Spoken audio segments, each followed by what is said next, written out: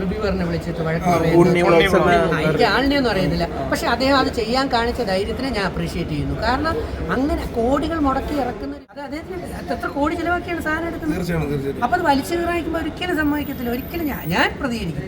Sir റിവ്യൂവിനെ കുറിച്ച് പറയില്ലേ, ഈ റിവ്യൂ എന്ന ഒരു മേഖല, അതിനെ കുറിച്ച് സാറിന് എന്താ പറയുക, നല്ലതാണോ അതെയോ? സത്യസന്ധമായ റിവ്യൂ പറയുന്നത് എപ്പോഴും നല്ലതാണ്. പക്ഷേ എനിക്കൊരു യൂട്യൂബ് ചാനലുണ്ട്, രജിത്ത് ചാനൽ, പൽക്കുറ 2 ലക്ഷത്തോളം സബ്സ്ക്രൈബേഴ്സുണ്ട്. എനിക്ക് 50 രൂപ പോലും കിട്ടാറില്ല. കാരണം എന്താ പറയുക, ഞാൻ ഇടുന്നത് നല്ല സാധനങ്ങളാണ്. മനസ്സിലായ ബയോളജി, ഭഗവത്ഗീത, ബൈബിള്, ഖുർആൻ, മോട്ടിവേഷന്. ആ 2 ലക്ഷം പേരിൽ പലപ്പോഴും കാണുന്നത് ഒരു മാസം കൊണ്ട് 1000 പേരാണ്. എന്നാൽ വേണ്ടാത്തൊരു തമ്പനയിലും തെറ്റിദ്ധരിപ്പിക്കലും ഇട്ട് മോശപ്പെട്ടവരാണ്. ഇതിൽ കയറി നോക്കിയാൽ നിങ്ങൾ ഞെട്ടല്ല ഞൊട്ടും. അതിൽ കയറണവന് ഒരു ദിവസം കൊണ്ട് 1 മില്യൺ അതിന് പൈസ കിട്ടാൻ വേണ്ടിയില്ലേ. അപ്പോൾ അത് വേണ്ടി വൃത്തികേടും മോശം എഴുതി വയ്ക്കും. എൻ്റെ കണക്കനുസരിച്ച് സോഷ്യൽ മീഡിയ കുട്ടികളെല്ലാം നല്ലവരാണ്. പക്ഷെ പണം ഉണ്ടാക്കാനുള്ള മാധ്യമം നോക്കുമ്പോൾ അവർ അധർമ്മത്തിലൂടെ കുറേ പേര് സഞ്ചരിക്കുന്നു എന്നുള്ളത് അതിൻ്റെ ഒരു വിശ്വാസ്യത ഇല്ലാതാക്കി വരുന്നത്. അതുകൊണ്ട് നെഗറ്റീവ് റിവ്യൂ അല്ലെങ്കിൽ റിവ്യൂകൾ പണം വാങ്ങിച്ചുകൊണ്ട് റിവ്യൂ എഴുതുന്നവരുണ്ടെന്നാണ് ഞാൻ കേട്ടിട്ടുള്ളത്. എനിക്കറിയില്ല. പക്ഷേ അതെല്ലാം വളരെ മോശമാണ്. കാരണം കോടിക്കണക്കിന് രൂപ ചിലവാക്കിയാണ് ഒരു പ്രൊഡ്യൂസർ സിനിമ റെഡിയാക്കി കൊണ്ടുവരുന്നത്. അതിങ്ങോട്ട് വന്നിരുന്നിട്ട് അതിനെ തോന്നിയ പോലെ വലിച്ചു കീറി അതിനെ മോശമാക്കി ചിത്രീകരിക്കുന്നതിനോട് എനിക്ക് യോജിപ്പില്ല. ഈ ഇടയ്ക്ക് തന്നെ മറ്റേ ബാഡ് ബോയ്സ്, ഒമർ ലുലു എൻ്റെ അടുത്ത സുഹൃത്താണ്, ബിഗ് ബോസിലൂടെ പോയിട്ടുള്ള ആ ഒരു സിനിമയെ സംബന്ധിച്ച് വന്നപ്പോൾ തന്നെ എനിക്ക് തോന്നുന്നു ഷീലു മാഡമാണ് അതിൻ്റെ പ്രൊഡ്യൂസർ.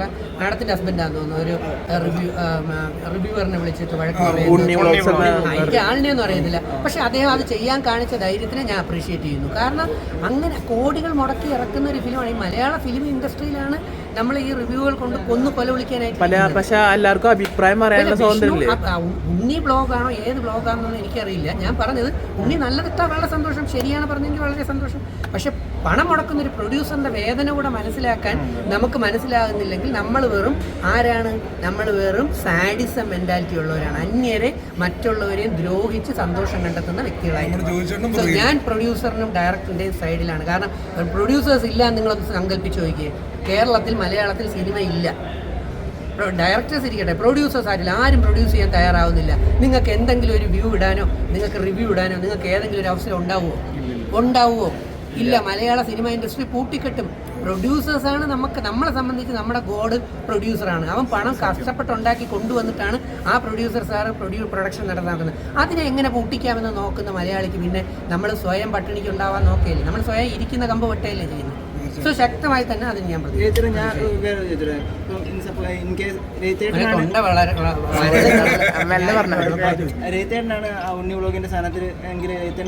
എന്റെ വിഷയങ്ങൾ എനിക്കറിയില്ല. പക്ഷെ ഒരു പ്രൊഡ്യൂസർ ഉണ്ണി എന്ത് ചെയ്യുന്നുവെന്നോ ഉണ്ണി എന്ത് ചെയ്തെന്നോ പ്രൊഡ്യൂസർ അതൊന്നും ഞാൻ അറിഞ്ഞില്ല. പക്ഷെ ഒറ്റ കാര്യമുള്ളൂ, പ്രൊഡ്യൂസറിന്റെ വേദന മനസ്സിലാക്കാൻ നമ്മൾ തയ്യാറാവണം.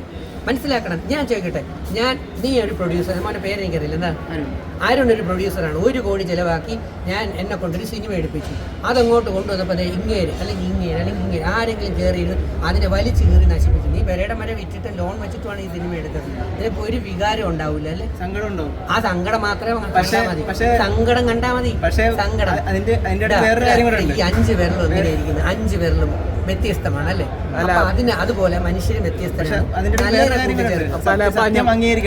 സത്യം അത് വേണം. ഞാൻ പറഞ്ഞല്ലോ, സത്യസന്ധമായ റിവ്യൂ അംഗീകരിക്കണം.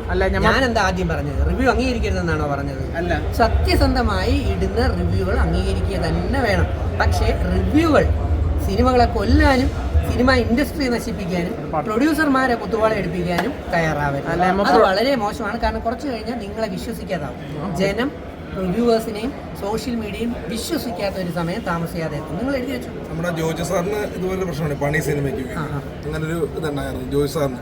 കാരണം കഷ്ടപ്പെട്ടൊരു സിനിമ ചെയ്തിട്ടേ ഒരു അതാണ് ജോർജ് ഞാൻ കണ്ടു. ജോജു അത് അദ്ദേഹത്തിന് എത്ര കോടി ചിലവാക്കിയാണ് സാധനം എടുക്കുന്നത്. തീർച്ചയായും. അപ്പൊ അത് വലിച്ചു കീറായിക്കുമ്പോൾ ഒരിക്കലും സമ്മതിക്കത്തില്ല. ഒരിക്കലും ഞാൻ പ്രതികരിക്കും. എന്റെ ജോലി പ്രതികരണമാണ്. അത് നന്മയ്ക്ക് വേണ്ടി പ്രതികരിക്കുന്നത്. ജോജുചേട്ടൻ അങ്ങനെ പബ്ലിക്കലി പറഞ്ഞത് ഇതായി തോന്നുന്നില്ലേ? അങ്ങനെ ഒരു പ്രൊഡ്യൂസർ അത്ര ഒരു വിവേക ബുദ്ധിയോട് കൂടി പണം പൊട്ടി എന്റെ പണം അത്രയും വെച്ചാൽ ഞാൻ തെരുവിലേക്ക് ഇറങ്ങുകയാണ്. പിന്നെ എനിക്ക് തിരിഞ്ഞു മറിഞ്ഞൊന്നും നോക്കേണ്ട ആവശ്യമില്ല. മനസ്സിലായ? എൻ്റെ കയ്യിൽ എന്തെങ്കിലും സാധനം ഉണ്ടെങ്കിൽ അത് കൊണ്ടുവന്ന് ഞാൻ നിനക്ക് ഗിഫ്റ്റായിട്ട് തരും.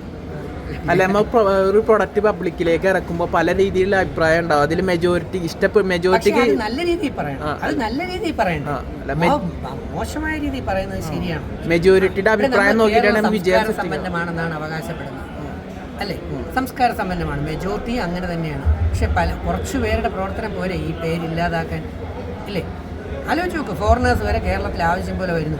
ഇവിടെ നമ്മൾ മോശപ്പെട്ട പെരുമാറ്റങ്ങളാണ് കാഴ്ചവെക്കുന്നത്, പിന്നെ ആരെങ്കിലും ഇങ്ങോട്ട് വരും?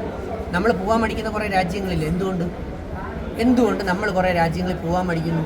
അവിടെ പോയാൽ കുത്തിന് പിടിക്കും, നമ്മുടെ എല്ലാം പിടിച്ചുകൊണ്ട് പോകും, അടിച്ചുകൊണ്ട് പോകും, മോഷ്ടിച്ചുകൊണ്ട് പോകും. കേട്ടിട്ടില്ലേ? ഉണ്ടോ ഇല്ലേ? രാജ്യത്തിൻ്റെ പേരെന്ന് ഞാൻ പറയുന്നില്ല. അപ്പം നമ്മുടെ ഇങ്ങോട്ട് വന്നാലും പ്രശ്നമാണെന്ന് പറഞ്ഞാൽ ആരെങ്കിലും ഇങ്ങോട്ട് വരും. അപ്പോൾ നമ്മുടെ സമൂഹത്തിനെയും രാജ്യത്തിനെയും സംസ്ഥാനത്തിനെയും സ്നേഹിച്ചുകൊണ്ട് എല്ലാവരെയും വെൽക്കം ചെയ്തുകൊണ്ട് ഒരു കൂട്ടായ്മയുടെ നല്ല പെരുമാറ്റത്തോടെ പോടെ അത് ചെയ്യണേ. അപ്പം നമ്മളെല്ലാം നിങ്ങളുടെ കൂടെ കാണും. ഓക്കെ.